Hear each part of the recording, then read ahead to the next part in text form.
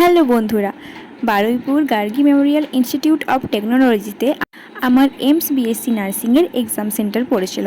তো আমাদের বাড়ি থেকে সামনে যে স্টেশন, সেই স্টেশনে আমরা সকাল সকাল চলে গেছিলাম।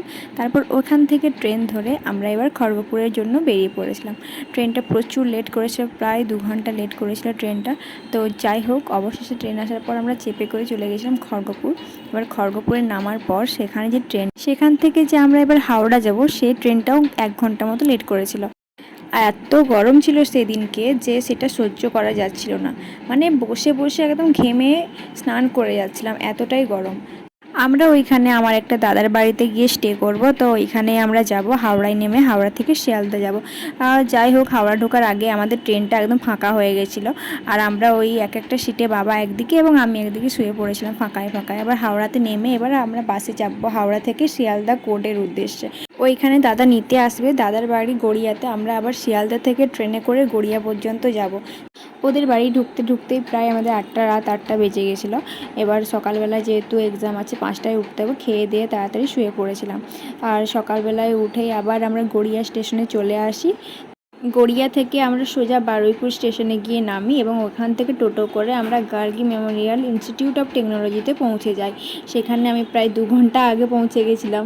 তারপর 1 ঘন্টা মতো এক্সাম সেন্টারের হলে বসেছিলাম। তো যাই হোক, আর একটা কথা, যারা ওই পরীক্ষা দিতে যেতে চাইছো বারুইপুরে, যদি কারো রিলেটিভের বাড়ি না থাকে, তারা ওইখানে আশেপাশে অনেক হোটেল রয়েছে, সেখানে গিয়ে রুম ভাড়া নিয়ে থাকতে পারো একদিনের মতো। তারপরের দিন পরীক্ষা দিতে পারবে, কারণ একদিনের কোনোদিনও সম্ভব নয় পরীক্ষা দিতে যাওয়া।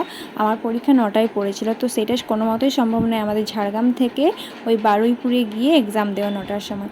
যাই হোক, আমরা এবার পরীক্ষার শেষে বারুইপুর থেকে শিয়ালদা পর্যন্ত চলে এসেছি। সকাল থেকে কিছু খাওয়া হয়েছিল না আমার, তাই শিয়ালদা স্টেশনে নেমে একেবারে ভাত খেয়ে নিয়েছিলাম আমি আর বাবা দুজনে মিলে। ওইখান থেকে হাওড়া স্টেশন চলে এসেছিলাম, যদিও আমাদের ট্রেন 2 ঘন্টা লেট ছিল। হাওড়াতে এসেই বসেছিলাম স্টেশনে। আমরা 2 দিন ধরে শুধু ট্রেন দেখে, ট্রেনে ট্রাভেল করে, লোকজন দেখে মাথা একদম হ্যাং করে যাচ্ছিল আমার। তো যাই হোক, ঠান্ডা করার জন্য কোল্ড ড্রিঙ্কস খেয়ে নিয়েছিলাম।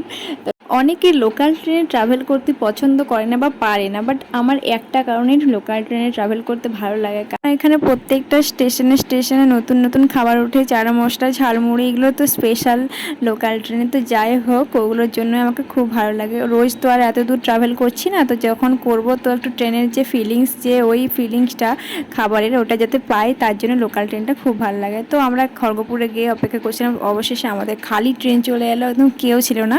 তো খালি ট্রেন দেখে আমি আর বাবা পুরো একদম শুয়ে পড়লাম।